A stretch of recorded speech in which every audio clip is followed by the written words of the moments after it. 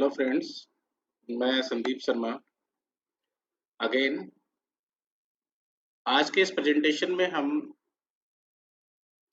Maintenance of account basic framework part 2 discuss करेंगे। Part 1 में जो हमने डिस्कशन किया था कि भाई एक प्रॉब्लम बिजनेस को क्या आती है, किस किस टाइप की सिचुएशन होती है,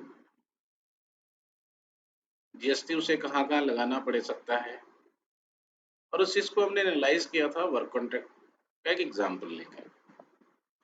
बहुत सारी क्वेरीज थी उसमें, तो जो क्वेरीज पे हमने उसको छोड़ा था, आज हम उसका वन बाय वन करके उसकी क्वेरी को रिजॉल्व करेंगे। तो maintenance of account basic framework part 2 में देखिए क्या होता है कि अब उसकी पहली रिक्वायरमेंट है कि भाई लीगल रिक्वायरमेंट को क्या फुलफिल करें बिजनेस करने के लिए। तो अगर हम लीगल रिक्वायरमेंट की बात करें तो लीगल रिक्वायरमेंट में क्या होएगा, उससे पहले रजिस्ट्रेशन कराना पड़ेगा। अगर आपकी कंपनी पहले से रजिस्टर्ड थी, वैट में थी, सर्विस टैक्स में थी, एक्साइज में थी, तो आप चेक कीजिए कि आपने माइग्रेशन कराया नहीं कराया। अगर आपने माइग्रेशन नहीं कराया, पहले रजिस्टर्ड नहीं थी, तो आप यहाँ पे देखिए कि आपको नया बिजनेस करना है तो आपको रजिस्ट्रेशन कराना पड़ेगा। आपको एग्जाम्पशन लिमिट का खास ख्याल रखना पड़ेगा। दूसरे केसेस में कई जगह क्या था कि सेंट्रल टैक्सेस में अगर आप मान लीजिए कोई लोकेशन आपकी सेंट्रलाइज रजिस्टर्ड थी सर्विस टैक्स में, आपकी मान लीजिए दिल्ली में रजिस्टर्ड थी, आपने कई जगह ब्रांचेस थे, यूपी में, पंजाब में, हरियाणा में थे, आप पे काम चल रहा था, आपने सिंगल रजिस्ट्रेशन ले रखा था, तो काम चल रहा था। अब क्या है कि आपको हर स्टेट वाइज आपको रजिस्ट्रेशन करानी पड़ेगी। अगर एक ही स्टेट में आपकी कई सारी लोकेशन है तो आपको सिंगल रजिस्ट्रेशन कराना पड़ेगा और उसमें एडिशनल प्लेस ऑफ बिजनेस में ऐड करना पड़ेगा। इसके अलावा क्या है, मान लीजिए अगर आपके वर्टिकल अलग अलग हो जाते हैं तो आपको डबल रजिस्ट्रेशन कराने की जरूरत है सिंगल स्टेट में। इवन इन केस क्या होता है कि एक स्टेट में ही अगर मान लीजिए आपकी एससीजेड यूनिट भी है, आप नॉन एससीजेड यूनिट भी है, तब भी आपको 2 रजिस्ट्रेशन करानी पड़ेगी। तो आपको रजिस्ट्रेशन का ख्याल रखना है। रजिस्ट्रेशन माइग्रेशन करा लिया तो ठीक, नहीं कराया तो आपको रजिस्ट्रेशन कराना पड़ेगा। आपका एडिशनल प्लेस ऑफ बिजनेस आ रहा है क्या, एडिशनल प्लेस ऑफ बिजनेस नहीं है तो फिर क्या करना पड़ेगा, वर्टिकल तो अलग नहीं है। तो कई बातों का हमें इसमें ख्याल रखना पड़ेगा। जब हम रजिस्ट्रेशन करवा लेते हैं, रजिस्ट्रेशन की फॉर्मेलिटीज निभा लेते हैं, तो उसके बाद जो दूसरी रिक्वायरमेंट हमारी होती है, दूसरी रिक्वायरमेंट होगी हमारी कि भाई आप जिस लोकेशन पे हैं, जिस किसी लोकेशन पे है वहाँ पे आप क्या कीजिए कि एक तो नेम प्लेट बनवाइए, कंपनी का नाम जहाँ लिखा रहेगा उसमें जीएसटीआईएन नंबर लिखा हुआ होगा। नेम प्लेट को डिस्प्ले करना है एक बोर्ड में। साथ ही साथ आपको जो रजिस्ट्रेशन की कॉपी है, रजिस्ट्रेशन की कॉपी को भी डिस्प्ले करना है। ये मैंडेटरी रिक्वायरमेंट है, इसका आप ख्याल रखें। तीसरी रिक्वायरमेंट क्या है कि आपको अकाउंट्स एंड रिकॉर्ड्स मेंटेन करने पड़ेंगे। अकाउंट्स एंड रिकॉर्ड अगर आपने देखा होगा तो अकाउंट्स एंड रिकॉर्ड कई जगह मेंटेन करने हैं। एक तो जो आपकी रजिस्टर्ड लोकेशन है वहाँ पे भी मेंटेन करने हैं। रजिस्टर्ड लोकेशन के बाद अगर अगर आपने कहीं पे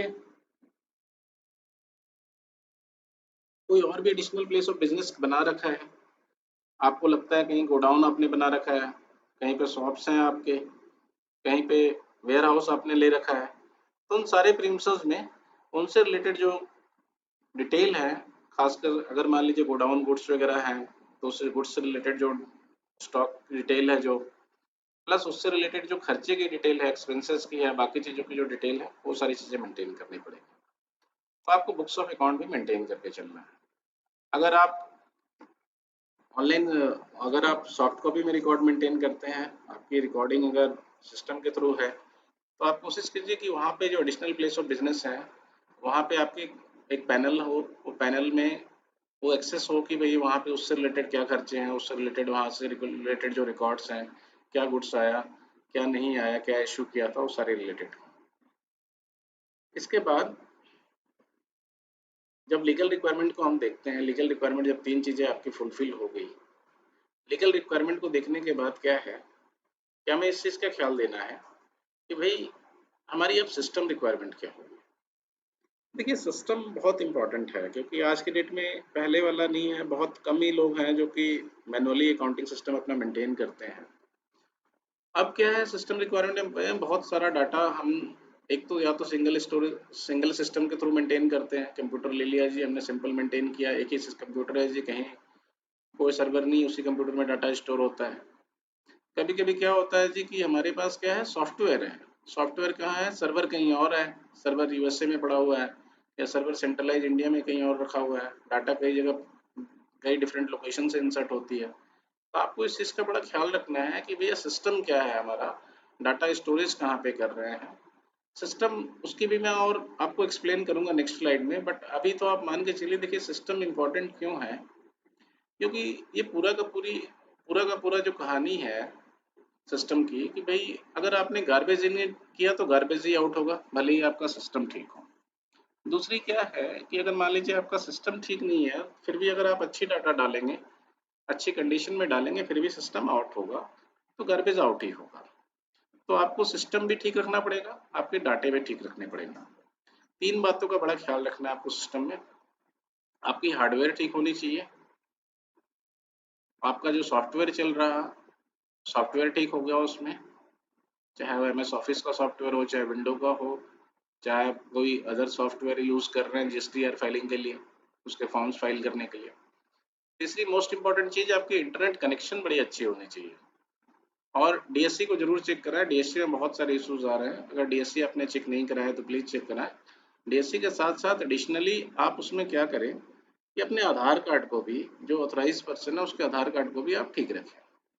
आधार कार्ड में ठीक रखने का मतलब है कि आधार कार्ड में क्या फ़ोन नंबर रजिस्टर्ड है, फ़ोन नंबर रजिस्टर्ड है तो क्या वो लिंक है उससे, तो वो सारी चीज़ें आपको बड़ी ख्याल रखनी है वहाँ पे। तो आपको ये तीनों सिस्टम बहुत अच्छे से मेंटेन करना है, चाहे वो हार्डवेयर हो, चाहे सॉफ्टवेयर हो, चाहे इंटरनेट कनेक्शन हो, या डीएससी या आधार कार्ड हो। रीजन बिंग आप देखेंगे कि ये पूरा का पूरा जो जीएसटी नेटवर्क है, पूरा का पूरा जो लॉ है, इट्स ये ऑनलाइन रेगुलेट होगा, डाटा भी फ्लो ऑनलाइन होगी। जहाँ ऑनलाइन डाटा फ्लो की बात होती है या ऑनलाइन रेगुलेट होने की बात होती है, दैट मीन टू से कि अगर आपका इंटरनेट कनेक्शन ठीक होगा तभी चलेगा, आपका सिस्टम ठीक होगा, हार्डवेयर ठीक होगा, तभी आप रिटर्न फाइल कर पाओगे, आपकी सॉफ्टवेयर ठीक टाइम पे बिहेव करेगी, अच्छी बिहेव करेगी, तभी आप अपनी चीज़ों को करेक्ट रख पाएंगे। तो आपको इन तीनों चीज़ों का बड़ा ख्याल रखना है, आपकी hardware, software plus internet connection, जो भी डीएससी हो, डाटा कार्ड हो, वो सारी चीज़ें ठीक होनी चाहिए। ये तो सिस्टम रिक्वायरमेंट है। जो दूसरी इंपॉर्टेंट सिस्टम की रिक्वायरमेंट है, भाई आपको क्यों चाहिए, तो अगर आप इनपुट आउटपुट का भी रिलेशनशिप देखेंगे, देखिए क्या होएगा कि सिस्टम में आपकी दो जगह से इनपुट जाएगी। पहली सिस्टम से जो इनपुट होगी वो अकाउंटिंग के थ्रू होगी, मतलब कि आपकी अकाउंटिंग सॉफ्टवेयर भी ठीक होनी चाहिए।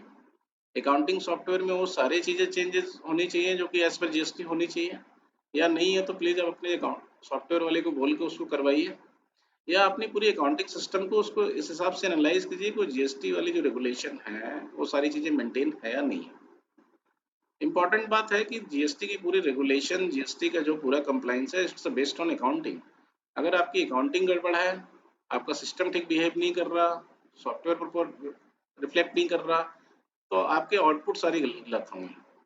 अब मैं आउटपुट भी आपको दिखाऊंगा कि आउटपुट क्या क्या होते हैं। तो आपको अकाउंटिंग एक तो अच्छी होनी चाहिए, सिस्टम अच्छे सॉफ्टवेयर बिहेव होनी चाहिए। दूसरा जो बंदा अकाउंटेंट है जो डाटा पंच कर रहा है उस पर, आपका अकाउंटेंट भी को भी बेसिक नॉलेज होनी चाहिए।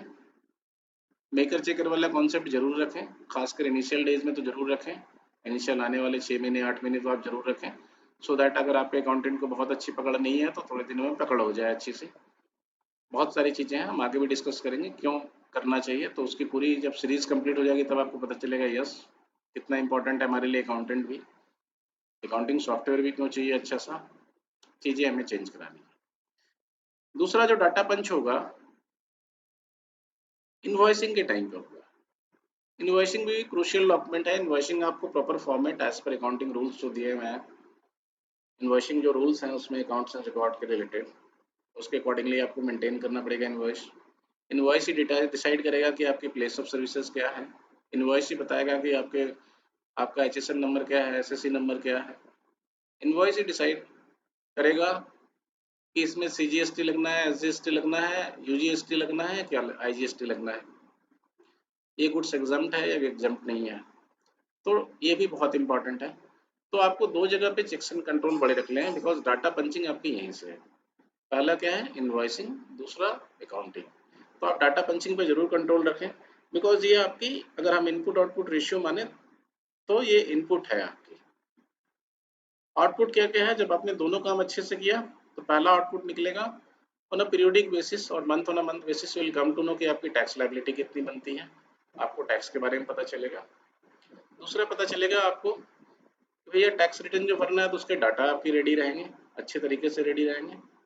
तीसरी, आप अगर गुड्स में डील कर रहे हैं, आप मैन्युफैक्चरर हैं, ट्रेडर हैं, तो इन सब केसेस में गुड्स की अकाउंटिंग ठीक हो रखी है, आपकी इन्वॉइसिंग ठीक रखी हो रखी है, तो आपकी जो गुड्स का जो रिकॉर्ड है वो भी अच्छे से मेंटेन होगा। आपको इतना पता चल जाएगा परचेज हुआ तो कितना माल आया, सेल हुआ तो कितना माल स्टॉक से आउट हुआ, स्क्रैप हो गया तो कितना माल स्टॉक से स्क्रैप हो गया, डिस्पोज किया तो आपने कितना माल डिस्पोज ऑफ किया, एंड एट लास्ट कितना माल पड़ा हुआ है।